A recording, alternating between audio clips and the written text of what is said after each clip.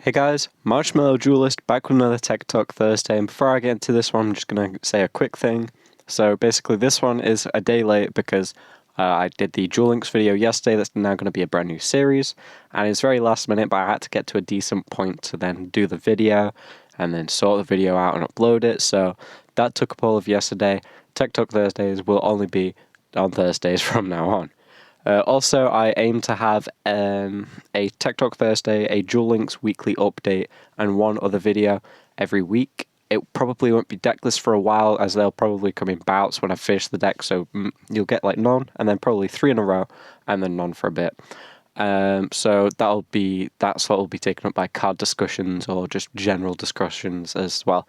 So hopefully that works. If anything changes, especially as I'm coming up to a pretty stress-heavy time, in like the next month or so, I'll let you know. The best place to check will be the community tab of this channel. I'll just put a quick post saying what's happening that week if anything is different.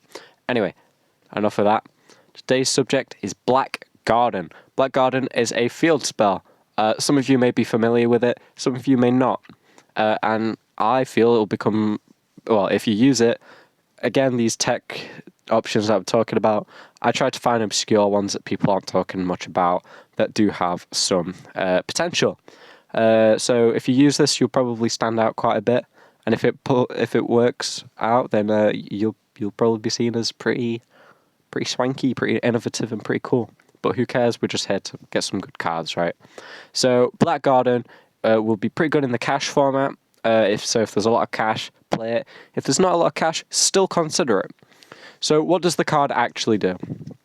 So, Black Garden. If a monster is normal or special summoned face up, except by the effect of Black Garden, halve its attack, then the controller of that monster special summons one Black Rose token in attack position.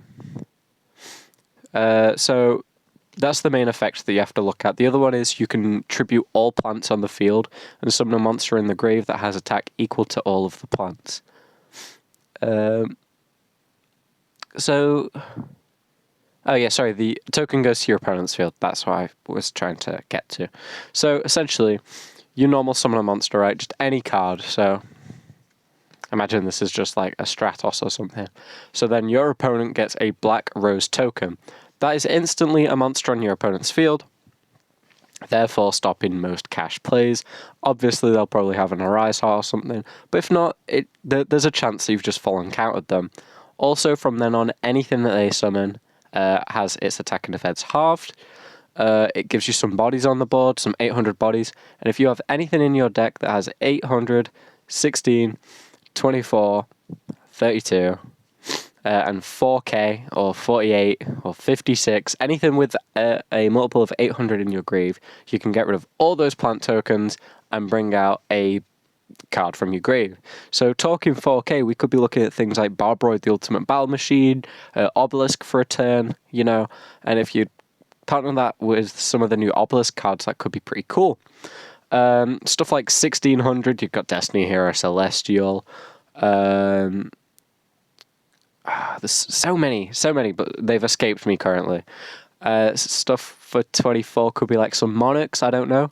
But basically, there's a lot of cards that could be revived with the secondary effect, which isn't really all that relevant. This card is good enough without that revival effect that clears the tokens, and obviously it destroys all plants, so you can give them the tokens, screw them over, and when it's your turn, get rid of them all so there's nothing body blocking, and you just slam in with whatever you revived. Pretty cool extra usage there. Why is Black Garden so good, and why should we be using it? Well, the obvious first thing is that the token being summoned to your opponent's side when you summon a monster does stop Kashtera, as they need nothing. They need a clean field to be able to special summon themselves. Not only this, but it will allow you to actually trigger some effects. I believe it's Gem Knights that have a lot of effects that only work if your opponent controls a monster. Now, having a token will count towards that, and it'll allow you to do some like early game burn damage or just something like that. So if there's anything that requires your opponent to have a monster, give them some tokens, that'll count. And also, halving the attack of anything they summon may be quite just like a mid effect sounding at first, but it can be pretty heavy on them. So say, you know, you're playing Dogmatica or whatever, you come out with your big boss monster on 4k, that fella's only 2k attack now. You know, that's quite a reduction. If you brought something out before Black Garden, or you just got it around your own Black Garden, or you destroy it or something, 2k is really not hard to beat. So that makes that a whole lot cooler. Especially if you're playing something like Heroes, Masked Hero Anki can kill it, get you a free mask change, Masked Hero Diane can kill it, get you a free summon. Enough with the heroes though, it's really good in just pretty much any deck. Now, what deck would this best be fitting? I mean, obviously plants. Plants can basically just use the revival effect a whole lot more. Roses can, I'm pretty sure, is it Garden Flora Maiden or something? I think they might have a searcher for this, but regardless, it's good in most plant decks anyway. So, plant decks, anything that runs set rotation, this can be a good side deck even, main or side. So, I guess if you're going against Cash, you can decide out whatever for this. So Necro Valley, you know, they're not going to be banishing stuff in the graveyard all too often, and they're not going to be using the graveyard. So if you've mained, like, I don't know, for example, Runic Fountain and Necro Valley and set rotation, so you set up a Necro Valley to stop graveyard stuff, this would be terrible, but this is just an example, and you put up your own Runic Fountain, so there's Necro Valley and Runic Fountain active at the same time. But then your opponent's playing Cash. You take out that Necro Valley that's not really hurting them and put in Black Garden. So you set up a Runic Fountain and you set up a Black Garden. That Black Garden will hurt the deck quite a lot. So anything that runs set rotation and is running sort of like a almost staple field spell and a archetype one, you can swap the staple one for Black Garden. Anything that runs terraforming, you can just have this in. And well, if you have the space, it's a nice, neat little tech. And honestly, it works both offensively and defensively, as if you're, well, if they're summoning tokens, it's weakening their monsters and giving you tokens to help defend. That does mean that in sort of slower trap decks, maybe like Karyushin, Eldritch, Trap Tricks, Labyrinth, this could sort of help you out, as you're not going to be summoning monsters, so the effects aren't as big, although you will have like your one normal summon here and there, so you can still give your opponent the token. You can get the big effect that will hurt Cash players, but it won't hurt you. Or, I mean, even if you're not going against Cash, it's going to be having all their monsters attacking, giving you bodies on the field, whilst you just set up all your traps, just ready to fight, basically.